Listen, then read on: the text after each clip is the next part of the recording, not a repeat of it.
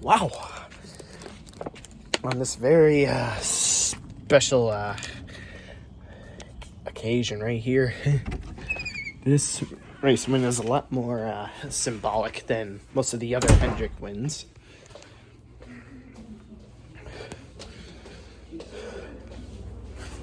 Let me just win first, and then I'll get on with my celebration.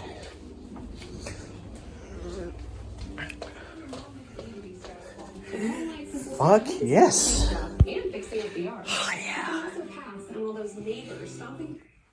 Oh yes. What to do, what to say on this very symbolic victory of Kyle Larson. 2 sets of races that he won that were 3 in a row. First time since Dale Earnhardt Sr. in 1987. Not to mention, it's only so fitting that he operates the Ricky Hendrick scheme at Kansas and wins with it on the 20-year mark of the only time Ricky Hendrick has ever won in the Truck Series with that paint scheme. Some things, I suppose, just never changed. The more things change, the more they stay the same. More on Ricky Hendrick. This was also the 17-year anniversary of the tragic plane crash that unfortunately took place right before the Martinsville race, when they were bound for the Martinsville race in 2004. Jimmy Johnson, driving for Hendrick Motorsports, did end up winning that race, but due to the circumstances, his victory was short-lived, and there was no celebration after the fact. Only Jim Hunter, the vice president of NASCAR, was interviewed by Bill Weber to clue them in on what disastrous events may have occurred. Well, at the time may have occurred, but then it was confirmed the worst happened. There were no survivors. Among those were Rick Hendrick's son, Ricky, Rick Hendrick's twin nieces, Kim and Jen, his brother, John, Tony Stewart's helicopter pilot, Scott Latham, Jeff Turner, the executive engineer at DuPont, which is now Axalta, Randy Dorton, the expert engine builder,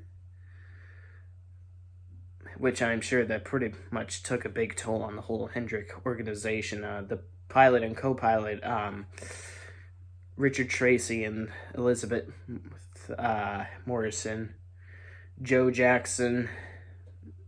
It just was a tough period, that moment. But then the following week at Atlanta on Halloween Day, it was almost a team killer until Jimmy Johnson took the helm of the team and won a very symbolic and sentimental victory at Atlanta with the "Always in Our Hearts" decal on his hood. So yeah, it's only so suitable that Kyle Larson would win 3 in a row on the 17-year anniversary of the tragic plane accident that claimed 10 Hendrick Motorsports family members, blood or not. Because I just can't explain how very symbolic this victory really is today, and they all put their hats on backwards, which is what I've been occasionally doing at NASCAR races this year for little Ricky, since that's what Jimmy Johnson did on his final start as a tribute to Ricky Hendrick. Basically a big what could have been driver, and it's only so bittersweet that Kyle Larson is on this big upcoming dynasty with that Ricky Hendrick scheme, and it's unbelievable how he's on the verge of maybe potential 4 wins in a row. I don't think it'll happen, though, since he's not that great at Martinsville, but if he does win Phoenix, this would make him the second different driver this century to have double-digit amount of wins. That is insane. No one has done that since Jimmy Johnson in 2007. And now here's Kyle Larson on the verge of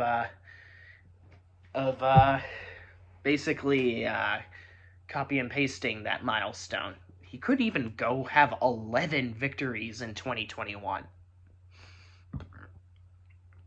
I will hold on to all my my strong optimism that he'll potentially get his first NASCAR Cup Series championship this year when I get to Phoenix. Hopefully I will see him hoisting the Holy Grail trophy.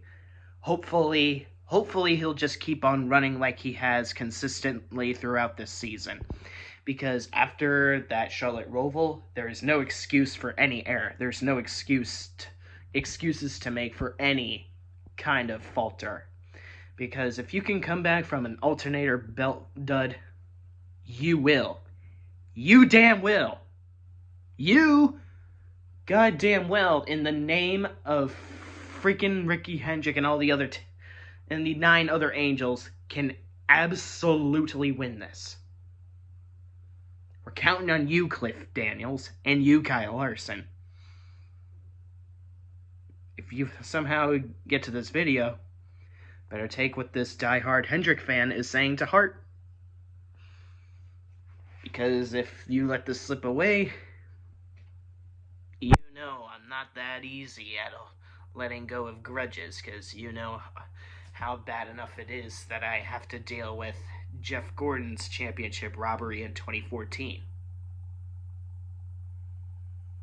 So don't let this be a repeat. Don't let it be a repeat come Phoenix. And good day for Chase Elliott. I was really worried that he was going to further plummet below the cut line, but hey, 34 points is a good cushion.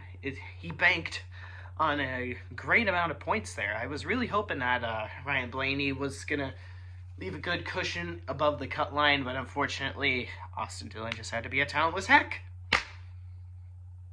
And now, Kyle Busch, as always, just has to find a fucking loophole for stupid fucking wins being pulled out of his fucking ass. Just like how Texas 2020 was a fucking loophole.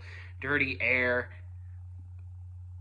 Jimmy Johnson blowing his engine. Do I have to go through this again? Do we really need Kyle Busch having a loophole? He's been irrelevant this whole entire fucking season. Aside from one fair Pocono race win, but that Kansas victory, F-L-U-K-E. F-L-U-K-E. Do I have to say it again? F-L-U-K-E spells fluke. If NASCAR didn't have their heads so far up their ass they could suffocate from a huge one, Kyle Larson would be at double-digit wins by now. But hey, there's still a chance. There's still a chance for that to happen. You NASCAR better not wank off your drama-mongering dong. Keep Phoenix as clean of a race as you possibly can. The last thing we need is another 2020 Truck Series finale or a 2016 Homestead race. And good on you, Harvick, for maturing and not dumping Chase Elliott. I will give Harvick this. He did stay a man of his word that he won't disobey NASCAR's orders to not further escalate any drama. And hey, Chase passed him cleanly. It did suck that Chase Elliott was slightly tapping a wall, thus hindering his performance and speed to catch up to Larson. But hey, it's better to be safe than sorry. He did leave himself a good cushion. Now it's up for him to get himself a good gig at Martinsville. Get himself the good results that he deserves. Oh, by the way, this has been how many times this year that Chase Elliott and Larson have finished first and second? Circuit of the Americas, it was Chase, then Larson, then Charlotte. The card flipped between those two drivers, and then Sonoma, then the Glen, and now Kansas. There were 3 other times, but they weren't teammates yet, so a total of 8 times, 5 times with Hendrick. Huh. Go figure. Kyle Larson wins the 5th time those two finished first and second. I wonder if Chase Elliott will win the 9th time. Wherever the hell that will be. But how fitting would it be if Chase Elliott were to be the winner the following week at Martinsville and Kyle Larson were to finish second? Then the overall 9th time, that is.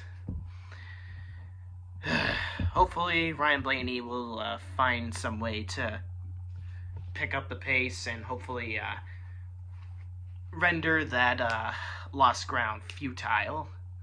Just hopefully he can really prove his resilience at Martinsville, because it's win at Martinsville or die, since he's only 1 below the cut line. But still, you never know what kind of loophole Kyle Busch would find himself into to half-ass his way into the Final Four.